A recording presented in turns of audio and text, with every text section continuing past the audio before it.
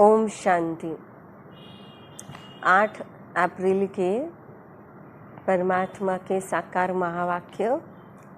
आज के महावाक्य में विशेष परमात्मा ने हमें बहुत सुंदर एक यात्रा का अनुभव कराया।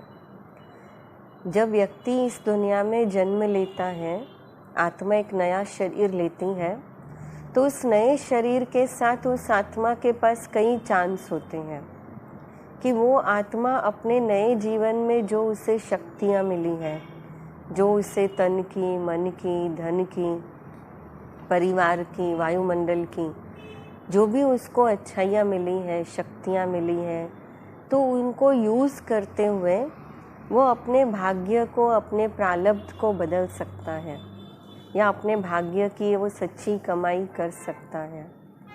और इसीलिए परमात्मा भी, जैसे एक माता पिता होते हैं, एक माता पिता अपने बच्चे का कभी भविष्य नहीं लिख सकते, पर वो उस बच्चे के भाग्य बनाने के लिए अपनी पूरी मेहनत लगा देते। उसको अच्छे से अच्छी पढ़ाई देते हैं, स्कूल में डालेंगे, अच्छे से अच्छा टीचर देते हैं, अच्छे से अच्छा उसको वातावरण देंगे।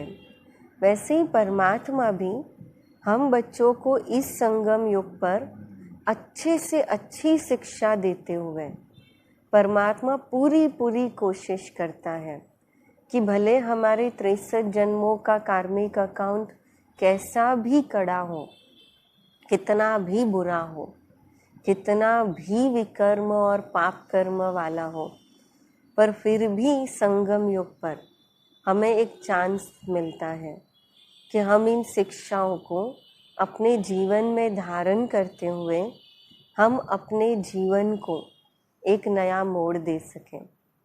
और इसीलिए आज परमात्मा की सबसे पहली शिक्षा है एकांती बनो, अर्थात कि सवेरे सवेरे उठ करके अपने आप से बातें करो।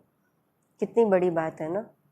हम पूरी दुनिया से बात करने में, मिलने में पूरा दिन बिजी होते हैं, पर हम यही भूल जाते हैं कि हम अपने आप को ही बात करने का वक्त नहीं देते।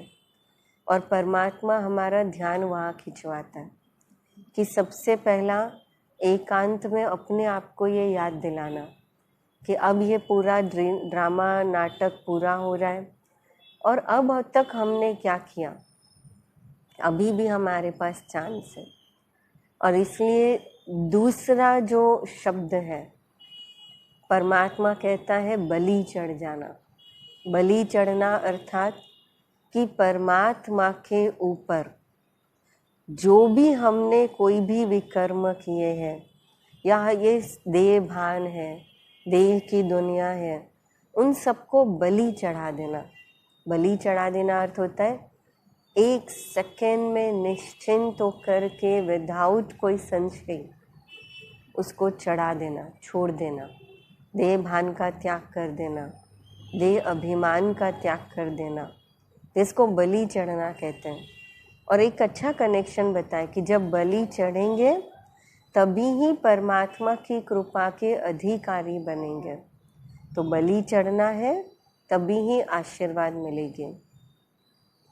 फिर उसके बाद तीसरा है ट्रांसफॉर्मेशन।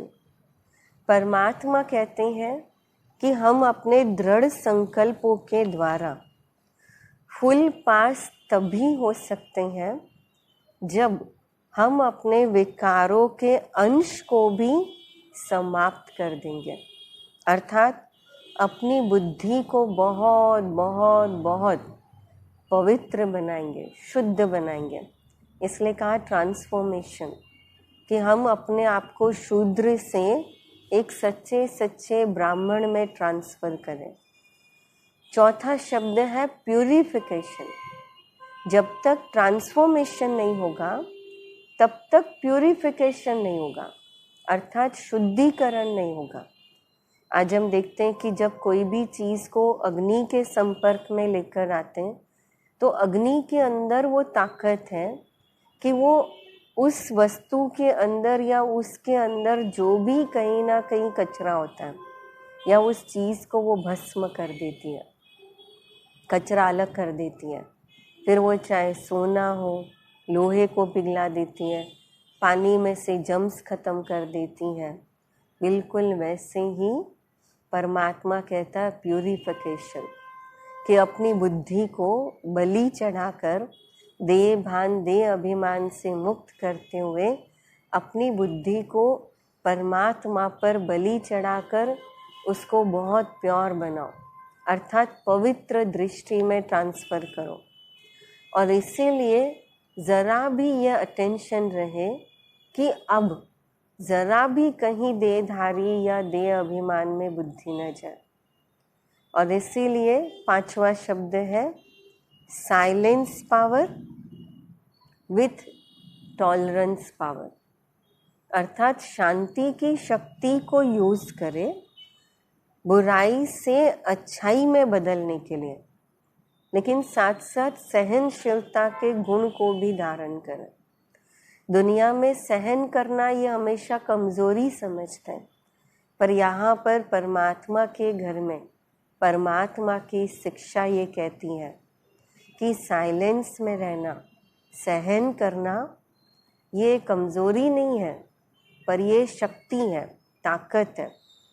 वो ताकत जो बुराई को अच्छाई में ही सिर्फ नहीं बदलती, पर हमारे अंदर वो शुभ भावना उत्पन्न करती है, और वही शुभ भावना अनेक आत्माओं को भी बदलने की ताकत रखती है।